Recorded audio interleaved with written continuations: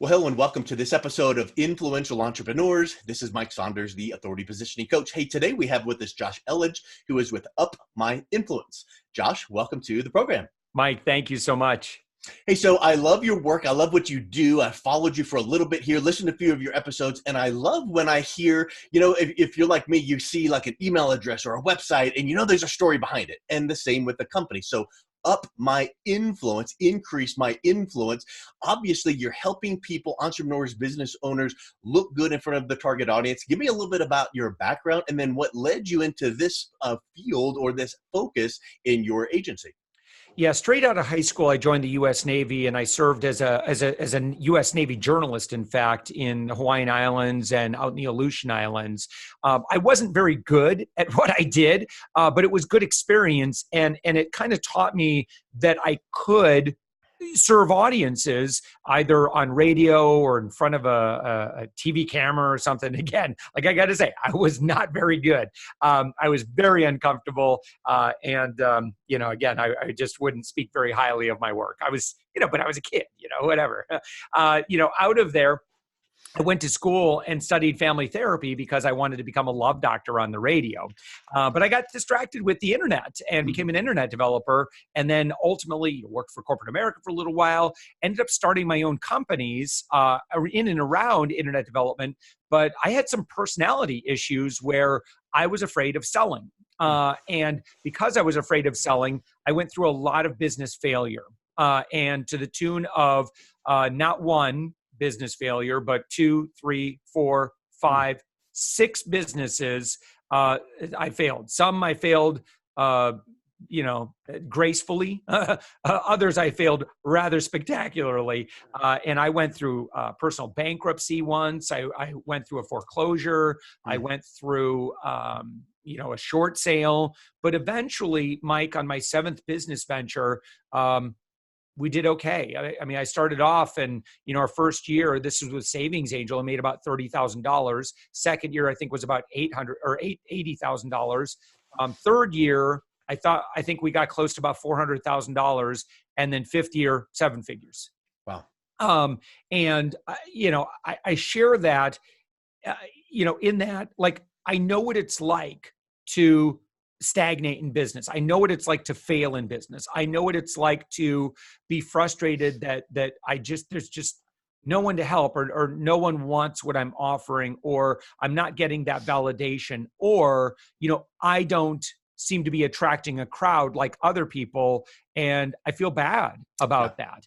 And, what I learned is exposure is everything. And so the difference with Savings Angel is that I just did everything I could to get out in front of as many people as I could. I focused on using the media, which again, I was very uncomfortable with, and I was not good at it. But I kept doing it and kept doing it and kept coming up with ways that I could help journalists and audiences.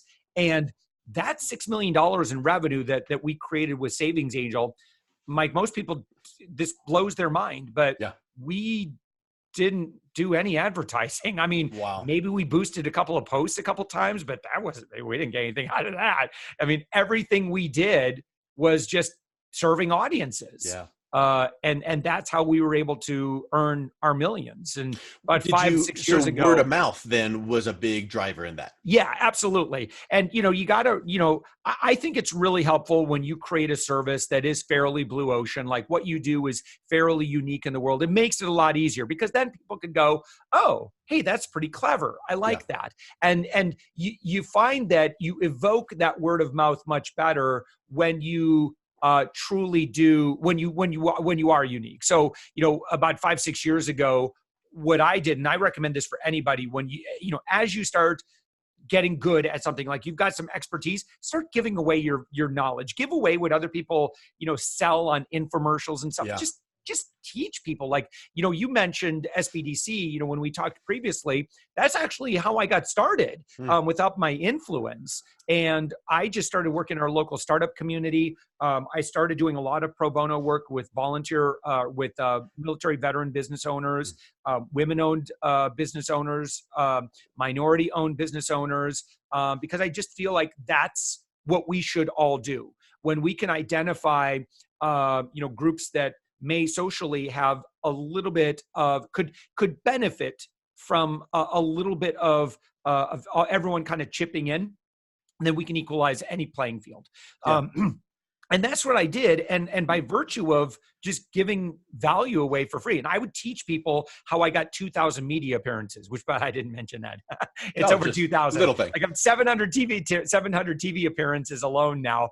So and listen, after you do it 700 times, you start to get comfortable with the platform, I should say. So if there's something you're not good at, you can get good at it. Yeah. You just got to keep showing up, and it's like Captain America, right? They could keep hitting me, but I'll keep, whatever the line is, but I just keep getting up. That's the thing.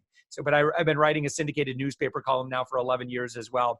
And it's, for Savings Angel, it was all about consumer skills and like teaching people, like I'm the guy that can get you a deal, hookup, or upgrade on anything in life. And so I'm really, really good at that. And so that's how I developed my name. But yeah, I accidentally started this second company, UpMyInfluence, because people started seeing the value that I could teach, and they're like, "Well, can I hire you?" And so I was like, "I guess." Yeah, exactly. I was like, "Okay, yeah, sure, I suppose." But yeah, and so UpMyInfluence now is going through phenomenal growth because again, we're kind of upending the traditional way of gaining visibility. I mean, we help people go from invisible to being seen and celebrated. And it feels really, really good. Like I love like that inherent, that sense of everybody should have equal access, right? I believe so strongly in that. I'm not saying everybody should have equal results, but everyone should have at least be able to get to the starting line. Get an at bat. Yes, absolutely. Yep. Yeah. And so that's my, it's in my gut. I don't know if it's how I was raised or whatever. But I want other people to have the opportunity to be on stage and to be recognized for the impact that they have in the world. Well, and I know that most people can get good at a skill, or they can get good at building a thing or whatever, and they might even build some success, financially. But being recognized for that and really growing your authority is just not inherent in us. Yep. Like we're not wired to do that. They think that it's the talking heads on CNN or the elite upper echelons. So what do you do with a client that goes seen and celebrated? Okay, I get being seen because I can buy a Facebook ad campaign, but celebrated, that kind of, it turns the tables because a push campaign is a salesy kind of a push, but a pull is kind of like seen. Okay, good. Celebrated means they want to speak of that appearance. So what do you do with someone that goes, I just don't know that I even am that influential expert, and I don't know that I want to be in front of all these people. What do you do for that person? So you can see me laughing over here just because I have so much experience with this. So for 13 years, I've led and studied consumer behavior. You need to understand that a revolution has taken place in how consumers behave. And I don't care who you sell to. If you sell to the government, if you sell to business owners or direct to consumers, everybody is a consumer. Yeah. And consumers today have been bombarded with advertising messages. The AMA will estimates that the average consumer will be exposed to up to 10,000 brand messages a day. So as a result, we insulate ourselves from being sold to. Yep. We've all been down that road and we don't like it. Consumers don't want to be sold to today. Consumers enjoy being informed. Consumers enjoy being entertained. They enjoy buying too, but they don't want to be sold. No. They enjoy buying. It's like Jeffrey Gitomer says, people, like to buy, but they don't like to be sold. Absolutely. And so what we see in advertising is if it's not purely entertainment or truly enlightening, I'm sorry, but if you're trying to like sell your features and benefits and stuff, like it's really hard. It's so much harder than it was 3 to 5 years ago. And I don't care what advertising platform you feel like you're the king of, by the way, you got to abide by these same rules. Yep. And I have a lot of friends that are in the Facebook ad marketing world and the paid advert, kind of the digital paid ads world. And they will tell you, man, there has been a lot of changes over the past couple of years. It is not nearly as easy to make it there as it used to be. You are not one funnel away. I hate to tell you that. You got to do a lot more work to earn the know, like, and trust of your audience before they'll ever engage. And you need to understand what people are looking for, right? And by the way, I want to make sure I mention this. If there's one book, if you really want to dive into this subject, and I'm talking about understanding how consumer behavior has changed over the past 5 to 10 years, read Marketing Rebellion by Mark Schaefer, who would be a really great guest for your show. I've had him on, and he's awesome, and I've not heard of his book, so I need to pick that up. Absolutely. So he's famous for Known, which is another great book, Tao of Twitter, and several others. I'm a real big fan of his work. So with your media background, I've got a pop quiz for you. And we're going to tie the pop quiz into the consumer behavior and the one thing we need to focus on. What's everyone's favorite radio station? WIIFM. Yes, you got it. You got it. We're geeking out right now. Right. What's in it for me? What? And so too many people turn it around and go, well, what's in it for me as the brand? Yeah. I want the sale, but we need to advertise, broadcast on WIIFM. What's in it for our consumer? Because they want to buy, but they don't want to be sold. So That's how right. do we for me? Yep. Right. What do you advise your clients with UpMyInfluence on how you get visible, how you increase your influence, but doing it from the perspective of not, look at me, I'm once again mentioned in the media, how awesome am I? You know, you little peons aren't as good as me. You should come to me. How do you get that tone right for them? Generally, people, like, if they have a need, right, then that's obviously who you want to talk with. So in terms of audience selection, ability to pay, desire to pay. Those are the two things you have to look for. Otherwise, you're not getting past square one. So let's assume that they have the ability and the desire to pay because you potentially have a product that can solve their problem. Now, they're going to have a few questions before they are going to respond to any email, engage with any ad, certainly call you or, give you their email address or something like that. That's currency for them. Right. I don't give my email address to everybody and anybody because I don't want to be spammed to death. Like, we're sick of being spammed to death. We're sick of these boring text emails that are written by copywriting wizards and no longer work. I was just talking with one of my clients earlier. It's like, he was talking, I was really convincing him, listen, in terms of communication with your audience, you're going to have to step off, these wall of gray emails that you're sending. He goes, but I'm an amazing copywriter. I don't doubt that. But you have to understand that worked in the past. Amazing copy is not enough today because you could, listen, Mike, you could hire a $300,000 copywriting, the most brilliant copywriter in the planet. And you could send a series of 5 one-to-many email broadcasts to me. You know how many of those emails I'm going to read completely? Yeah. 0. Right, because people don't like being broadcast to. They like being communicated with or talked with in private one-on-one conversations.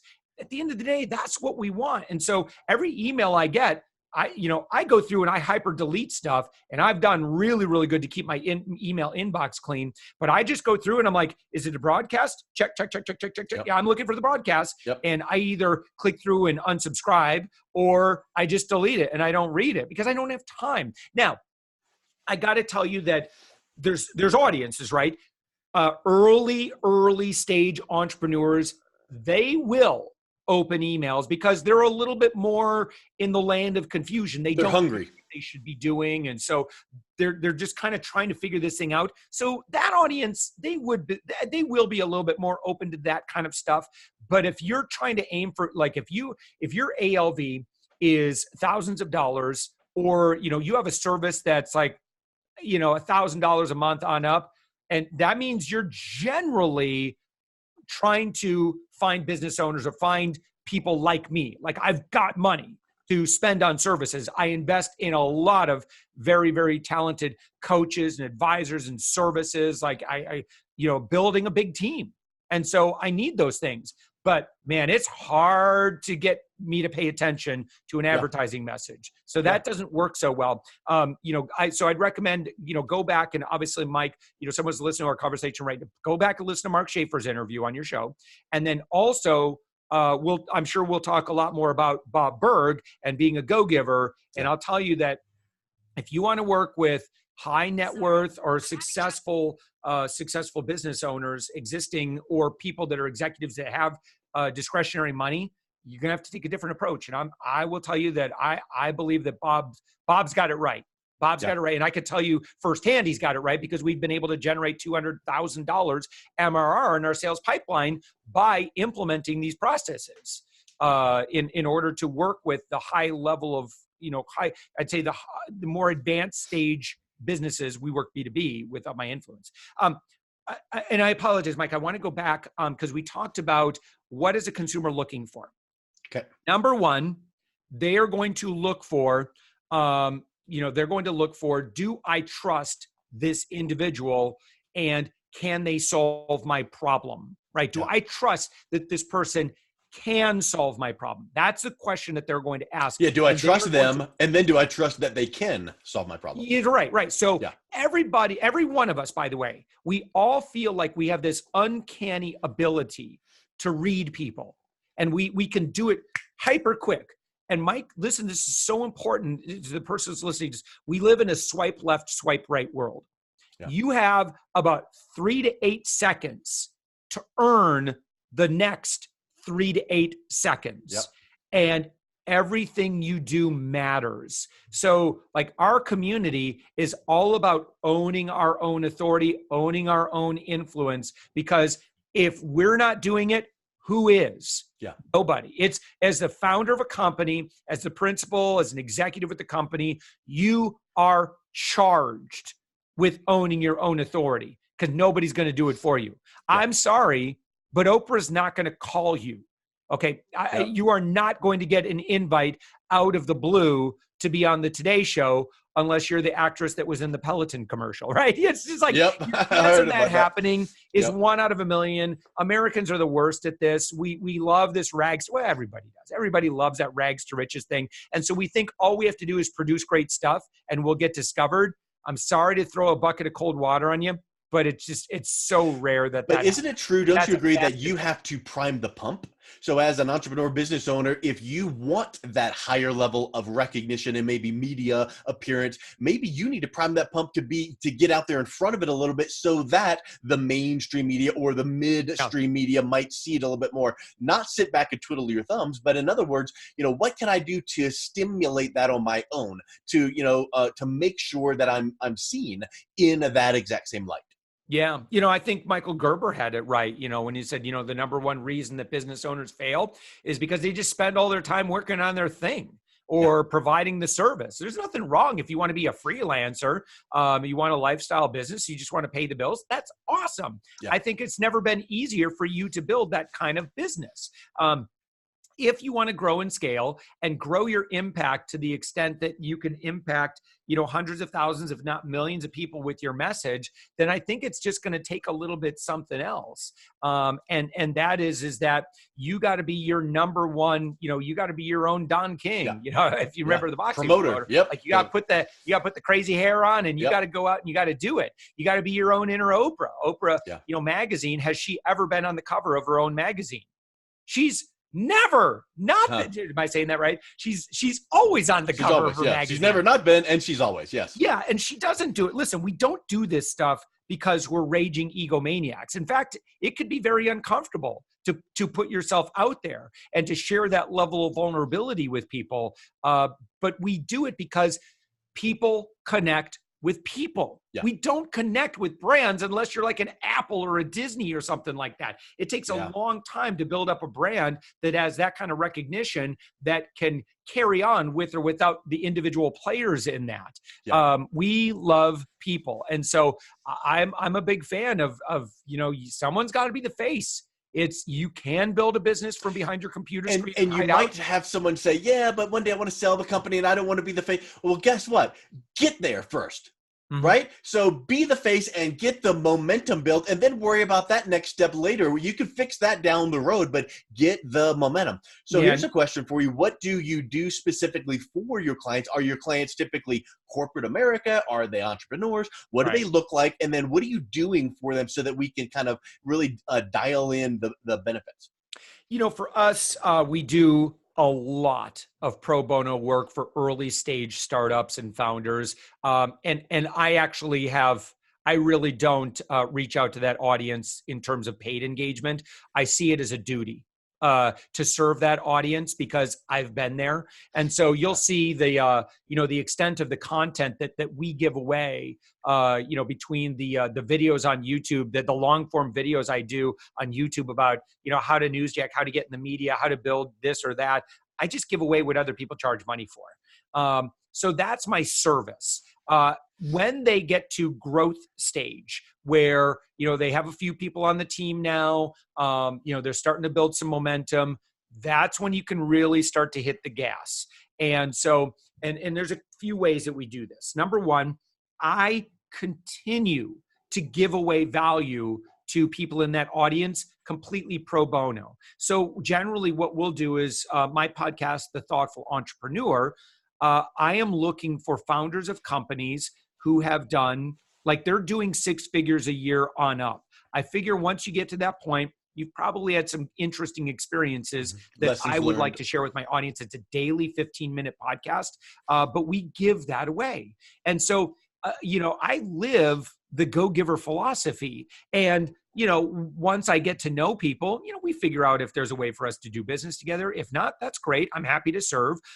If there is, then let's take you and get you from invisible to being seen and celebrated. Yeah. And the best way to do that is just to leverage visibility opportunities, media, influencers, work, being a guest on podcasts are also really good. I mean, it's a great platform, not for you to say, oh, look at me and start thumping your chest. It's nothing to do with that. It's, do you have the heart of a teacher? Do you desire to have a positive impact in the world? Well, if you have those two traits, I can take someone like that and I can do some pretty remarkable stuff with my team. It's not me, my team is amazing, but we've learned how to do some things where we can get them, mega media placement. We do this at 1/5 the cost of a normal PR firm.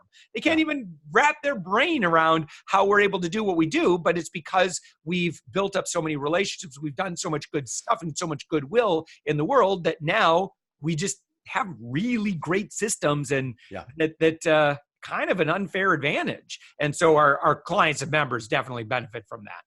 Yeah, that's huge. And I think the big thing to keep in mind is, then what? So let's say that you get someone some media placements or connected with an influential person in their industry. Do you then teach them what to do with that? Well, so let me ask the question this way. If I were holding a magic wand in my hand, this is a red dry erase marker, but we'll pretend it's a magic wand, and I turn it around and I say, listen, Mike, if you think of where you are right now in your industry, if you had 10 times the authority than you currently have, because we all have room for growth, right? Yep. I do. I mean, there's things that I don't have definitely lots of metrics I don't have. But if I could increase your authority by 10 times, what would you imagine would happen to your business? What do you think would happen to your sales? What would happen to your conversion rate? What would happen to your inbound opportunities? What do you think would happen in terms of speaking opportunities, media other influencers wanting to partner with you. Yeah. Because I'll tell you, you want to know the secret about like these huge, like 6-figure launches that sometimes people brag about.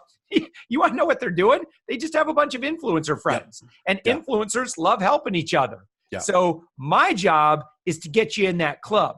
And the best way to get in that club is you serve your way in. If you're smaller than they are, you serve your way in, and then you continue to focus on you.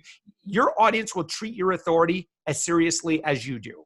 And you, by the way, in the sales, from a sales perspective, on a scale from 1 to 10, let's say that you're a 3 right now, and we've all been like everyone started at 0, right? But let's say you're a 3.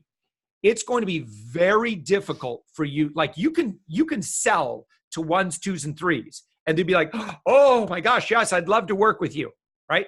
But 4s, 5s, 6s, and beyond, those people are really hard to sell to if you won't attract the kind of client that exceeds your branding and authority. It's really difficult. And so you're going to have to do something a little bit different, or you have to keep on working that number up. So I'm not talking about making this a full-time job. I'm saying that as the founder or principal of a company, you need to invest a couple hours a week. And if you don't have that time, then you need to hire somebody to do that. And if you can't afford to hire somebody to do that, then you've got time. Yeah. Right. So here's a thought. As you were mentioning that, it made me think because there's so many like ripple effect of increasing your influence so that your visibility is seen, so that other things can kind of happen in sequence. What have you found, and do you advise your clients that don't be surprised if when you personally start seeing your own influence being increased, you start walking a little taller, you speak a little more confidently, you pitch your services to your prospects, even if they never saw your influence. So your level of confidence grows because you're seeing what's happening for you. Yeah. See, there's so many subtle poker tells, right? Yeah. See, everyone is a master at judging other people, right or wrong. Is it superficial? Totally. All right. But we all do it. All right. Let me give you 2 examples, because I've been on either side of this. Number one, I'll talk about my weight, because I used to be a really heavy dude. Like I used to be about 50 pounds heavier than I am right now. And I felt like a good personality. I didn't feel like I was a different person than I am today, but there were certain things that I was doing that were just in my energy that I can't even tell you what I was doing, but I was just showing up differently. And the world was reflecting back based on how I was showing up. And were they superficially judging me on certain things? Yeah. And it's not fair. It sucks, because we know that that's not, the value of a soul. But it is what it is. People are, I believe, are inherently good and beautiful and wonderful, but we judge people on external appearances. Yeah. Well, when I lost that weight, and it was really, really hard for me, and I really sacrificed long-term in order to do that. But I'm telling you, the difference in my world was night and day. Yeah. I absolutely saw a huge difference in how people treated me. That's a perfect responded to me. And then I naturally responded to that. Yeah. And so it's like you're winding up in a way, or winding in neutral, or winding down, or whatever, based on what the world gives you. Yeah. It sucks, but it's kind of the way that's one example. Yeah. The other one might be a little easier to identify with. Have you ever been to a conference where you didn't know a single person, nobody knew you, and you're just a face in a crowd? And how do you carry yourself in that environment? Now, I've also been a featured keynote speaker at some pretty major events. And so it's a completely different experience. Yeah. So, just the fact that you're wearing a badge that says speaker or VIP, like it's amazing how that makes you feel, how you walk differently. And of course, people see that, they smile, and they're responding differently. Like I said, I've experienced both of those. And Mike, it's cool when people are coming up and wanting to take selfies with you and, pick your brain, ask your opinion. And it feels great. And I share that not because again, I need it for me. What I want that for everybody. I think everybody should again be able to get a turn at bat so that they can earn that. I just want to make that process easier for them. It's really hard when you're building your business out of desperation to get those things. Yep. And I feel like some people might go, so your package that you can do for me, it cost how much? Hold up, that's the wrong question. Right? The investment, because there's a dollar figure. You've got, you have to pay something. But what you need to think about is you're going to invest this dollar figure to get this tangible thing. But then all these other things we're talking about. Yeah. The personal development, the mindset, the philosophy, all the different things that will level up your business cannot be quantified until you get the call back in a few months going, Josh, I cannot believe that. And it's like, that didn't even relate to the package you did for them, but you're going, told you. Yeah. That's awesome. Tony Robbins, so I've been to Businessman. I've been to a lot of his events, and I've actually spoke for his Business Mastery audience. And he'll talk about, 90 to 95% of the success of a business comes down to the psychology of the business owner. Yeah. It really does. Yeah. And it's all of these seemingly unimportant micro decisions. So right now I'm working with a kind of a health and wellness, and fitness and eating coach, as it were. And I send him a picture of every single thing I eat. And because of that accountability, those little micro decisions on what I choose to eat or not make all the difference. Yeah. That's what it is. It's like Darren Hardy's book, The Compound Effect. Yeah, right. It's like, do you brush your teeth or not? Well, if you decide that brushing your teeth is optional and, you just skip it here and there, like you might not, short term, it's probably not going to mean a big deal. But you keep up with that, it's like, look, I appreciate having a good time and, and maybe occasionally having a drink. But, if you turn that into a daily thing, it's going to have an impact on your liver. Yeah. I mean, it really will. And so I wish it weren't the case. I wish we didn't have to brush our teeth. I wish we could eat anything we wanted. I wish that we could just kind of haphazardly, just live our days in response. But that's not how you achieve. But wake up. We don't live outcomes. in that world. Yeah, right, exactly. So, those experiences, those life experiences, that's why, I'm not afraid to make investments in smart people, because I know that if they can shorten the learning curve for me, I can keep myself from making bad decisions that could set me 6 to 12 months back and cost me a lot more money. Well, Josh, for those who are listening to this going, maybe there's a way that he can help up my influence. What's the best way that someone could reach out and learn a little bit more from you? Yeah, if you are, if you're doing 6 figures or more in business, then I would really love to invite you to be a guest on our podcast, and that's The Thoughtful Entrepreneur. So you're welcome to give that, listen to a couple of those episodes if you want, kind of get the feel for it. But all you have to do is just go to UpMyInfluence.com/guest. And you just go ahead and book a pre-interview call with my team, and they'll just make sure that we know your story. We have all your social accounts, because we got over 120,000 followers on social media. And so when we do a podcast, in addition to the podcast, which is fine, we promote you to our big audience too on social. We do video clips and all that sort of thing. So that invitation is open to anyone, because I want to learn. I want to share your story with other people. Like, I want other people to learn from that experience. I've listened to tens of thousands of hours of podcasts, and it has changed who I am as a person. I mean, in so many ways. But that would be the first thing. Now, if you're not quite at that level, man, come be a part of our community. Let me help you. Let me be of service to you. You don't even have to worry about giving me a dime. Like, just plug in, please. Like, if nothing else, just go to Up My Influence down at the lower left-hand corner. Click on my YouTube channel.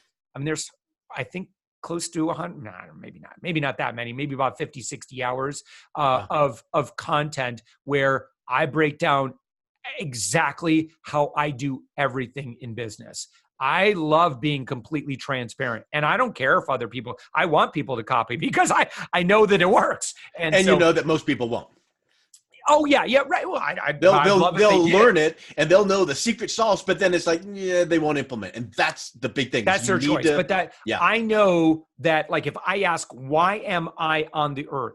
I know I'm on the earth because I've failed in business and it sucks. I've stagnated in business. I've been, in tears because I've been so stressed out, throwing up because I don't have the money and I owe the money. And like, it sucks. Like, the way forward is learned knowledge, activity knowledge, modeling knowledge, and teaching knowledge. Nice. Learn from other people, do what they do, test what they do so you can learn from doing it, and then become the teacher. Yeah. So that you can internalize this and make this a core of who you are as a person. You keep doing that over and over again, success is all but inevitable. Awesome. Josh, thank you so much for coming on. It's really great getting to know you and learning about all the intricacies of consumer behavior and marketing and upping your influence. So I'll make sure to have the link to your website in my show notes. So thanks again for coming on. Mike, thanks so much. I appreciate you.